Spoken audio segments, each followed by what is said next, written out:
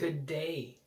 Today I'm going to share this lovely diagonal layout technique to create a background for your page with my amazing paper saver technique, so you don't have a lot of bulk and weight on your page, and it doesn't take a lot of paper to create this.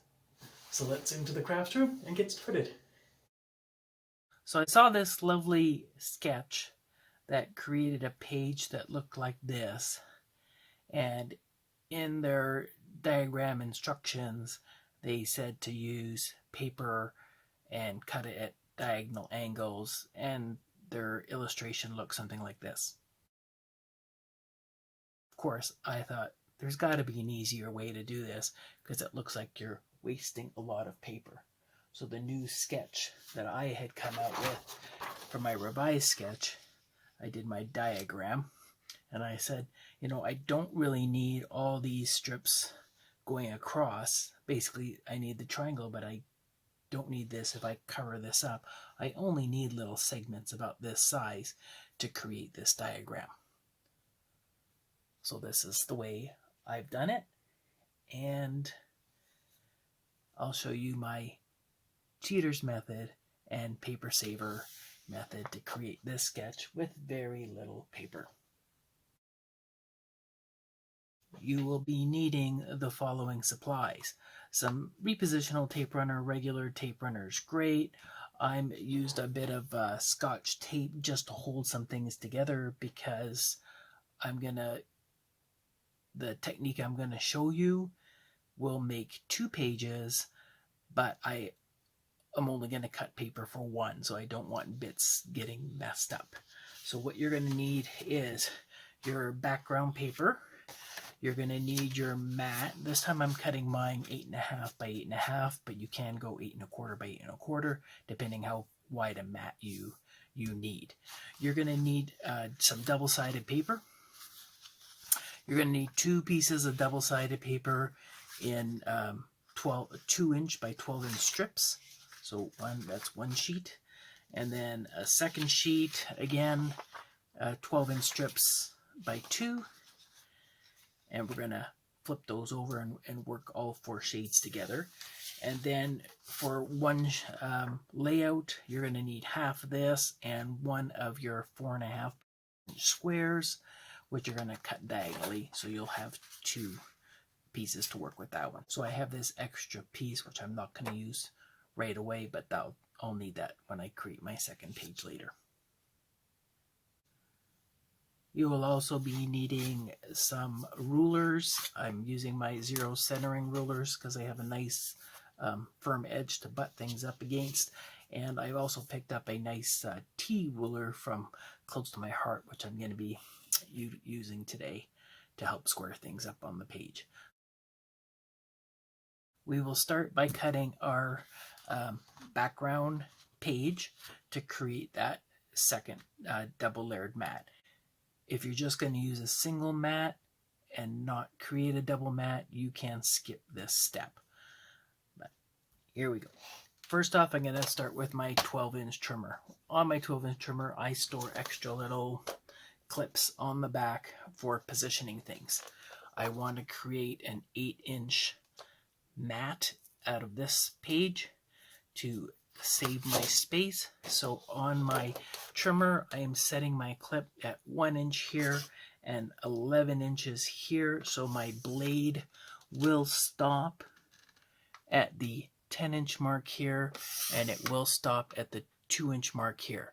So I'm taking 2 inches off, 2 inches off from 12.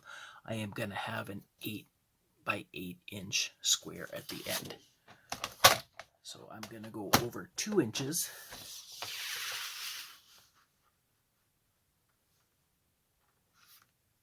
And rotate around and cut out my piece. I'll go into super fast technique mode for this one. Get my superpowers going.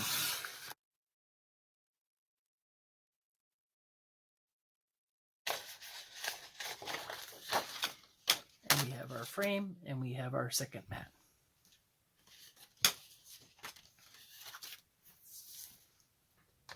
We no longer need these clips.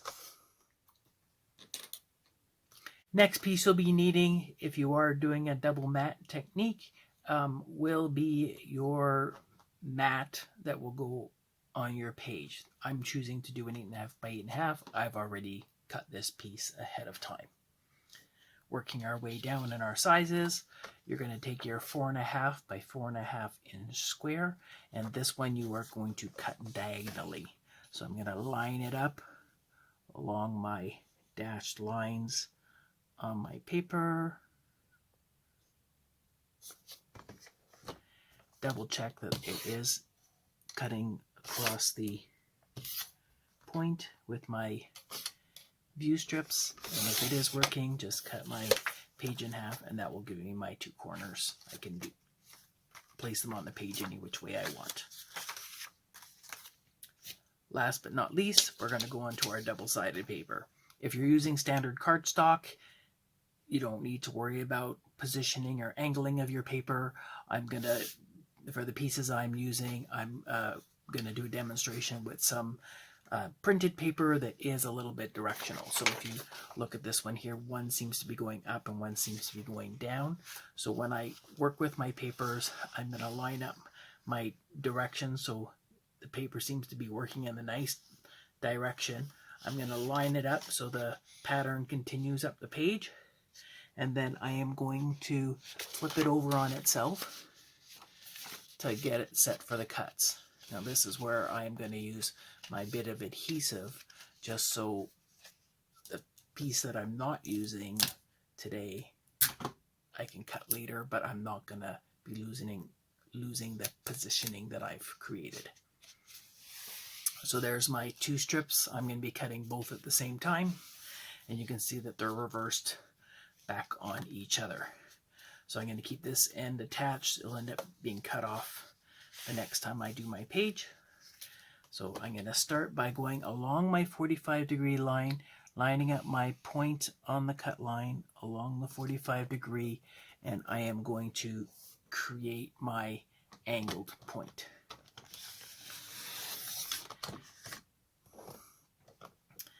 There we are. This is my bit of scrap. Right now, once this is done, I'm going to rotate 180 degrees along my page, and I'm going to slide it in again along the 45-degree line, but I'm going to stop at 1 3/4 inches, like so. Now, if you are not going to place a mat on your page and you just want to create a nice simple border, like so, you won't have to cut this at 1 3/4 inches. Just cut it directly at 1.5. The reason I am doing the 1 3/4 is so when I place my mat over the top, it gives a nice finished edge rather than a butt one side against the other edge, just in case things aren't cut really straight. A little bit of an overlap will make a nicer finish. So we're going 1 3/4. I'm going to cut number 1, slide it up again to 1 3/4, measure twice, cut once.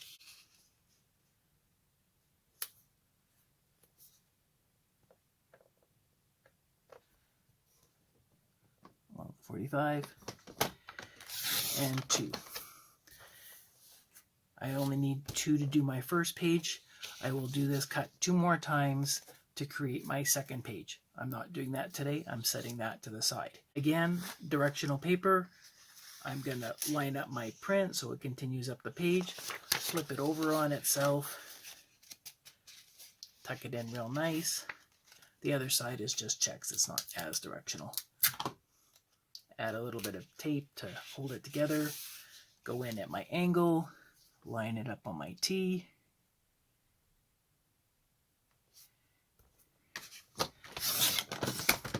There's my first bit of scrap. Rotate 180 degrees. Slide it up to 1 3/4 inches along the 45. And 2 cuts for this page. Let's cut number 1.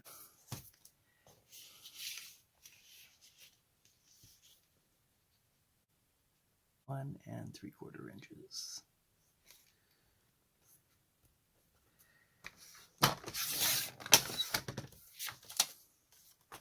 And we're all set.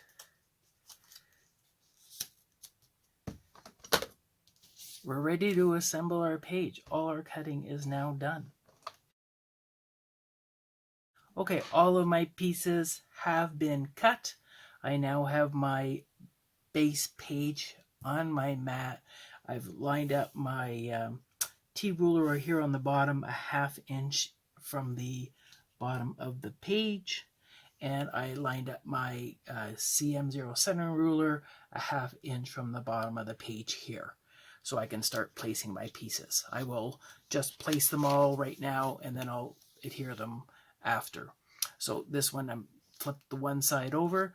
I'm going to go with the lighter triangle here in the bottom. I'm going to butt it up here. So we are 1/2 inch from the bottom there. 1/2 inch from the bottom there. This one's going to end up on this side over here. The other pieces I've cut, you can see I have them matched, so I want to flip it over so I'm matching my pairs together. And when I do so, if you match the points up again, you'll notice that they're not identical anymore, that one is off a little bit. And this will depend on which side of the page it's going to go for the corresponding side. So that's a good thing. And when you line them up, if it doesn't match perfectly again, you've done it correctly. So the other one here, I don't want that pattern. I'm going to switch it over so I have my check pattern on top this time. And then I'm going to flip it over so I have my check pattern 2 different ways. And again, they're not identical shapes anymore. Again, with my darker one, I'm going to flip it over. And they don't match again. This one here, I'm going to flip it over. So now this one's on top, and then I'm going to flip it over again, and I have my pieces that aren't identical. So we're all set to go. I have a light pattern here, so I'm going to go with my checked one next. For this one here, if you look at the pieces very closely, you will notice that there's a shorter edge and a longer edge. The rule of thumb is to have the longer edge run along your outside border. Okay, so this one's going to sit here, and I'm going to set it about a 1/4 inch from the next spacing. Because I'm not taping them down right away, I can juggle this a bit later. So there's my 1/4 inch. And again, the corresponding side for this one is going to be up here. Now if I check my pattern, if I overlap it, I've got a narrow side and a longer side. So when you place them, you want to place them so that the pattern that you see going across here matches. So I'm rotating this one around. So I've got my narrower line and my wider gap on the outside, and we're all set. I might want to switch it around the other way, just because that look might be a little bit more defining, getting close to this the smooth side. So I'm going to do that to that. Again, that's why I'm not taping them down. I want to play with them a little bit. So I like that one here. I like that one here. Next, I think I want to go with a solid piece. So I'm going to go with the darker one. Let's slide you over here. And the pattern on this one is traveling up the page. So this one will go here. And I should be stopping about a 1/2 inch from the bottom of the page again when they're centered. There we go. Next, I think I want to put the browns. So I've got the longer edge on the outside, and your corresponding edge will be here. Again, my pattern, if you match them up, right? They're directional this way. This one will go across on the other side.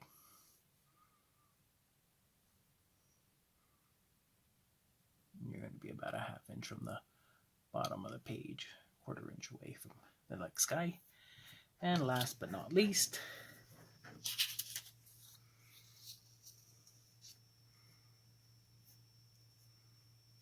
you're going to be a 1/2 inch and a 1/2 inch there. I'll put a ruler on that edge in just a second. I'm just going to show you the overall concept here.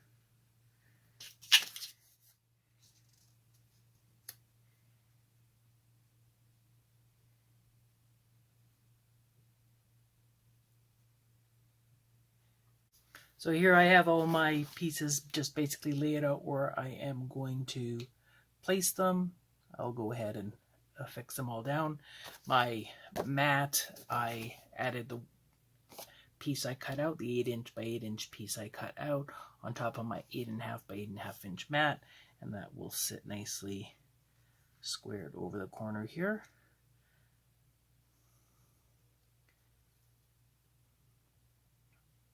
Again, I'll line that up 2 inches or 1.5 inches from the edge of my page, and there's my base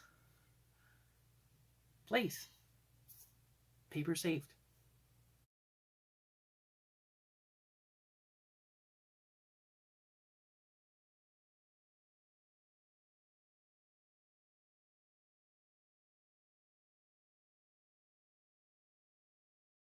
Don't forget to like and subscribe my videos, and we'll catch you on the next one.